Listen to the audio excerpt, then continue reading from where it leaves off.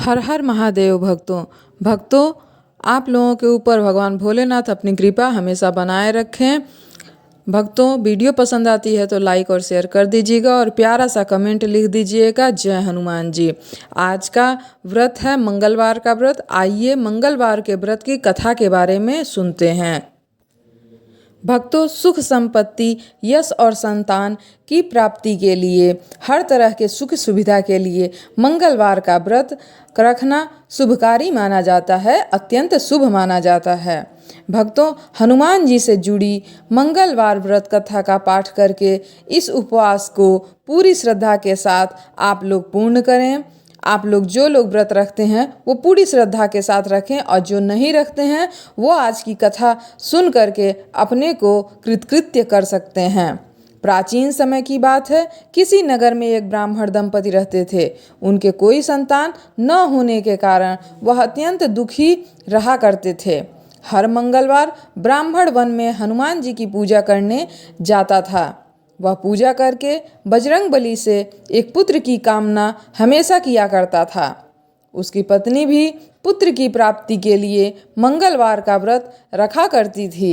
वह मंगलवार के दिन व्रत के अंत में हनुमान जी को भोग लगाकर ही स्वयं भोजन करती थी।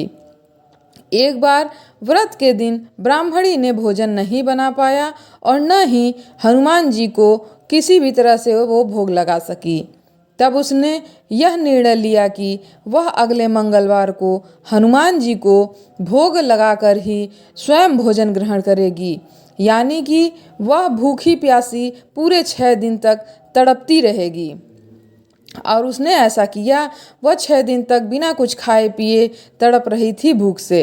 मंगलवार के दिन वह बेहोश हो गई। हनुमान जी उसकी श्रद्धा और भक्ति को देखकर अत्यंत प्रसन्न हो गए। उन्होंने आशीर्वाद स्वरूप ब्राह्मणी को एक पुत्र दिया और कहा कि यह तुम्हारी बहुत ही ज़्यादा सेवा करेगा। बालक को पाकर के ब्राह्मणी बहुत ही खुश हो गई। उसने बालक का नाम मंगल रखा।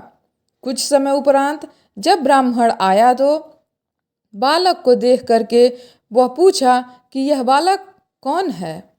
पत्नी बोली कि मंगलवार का व्रत से प्रसन्न हो करके हनुमान जी ने उसे यह बालक सौंप दिया है।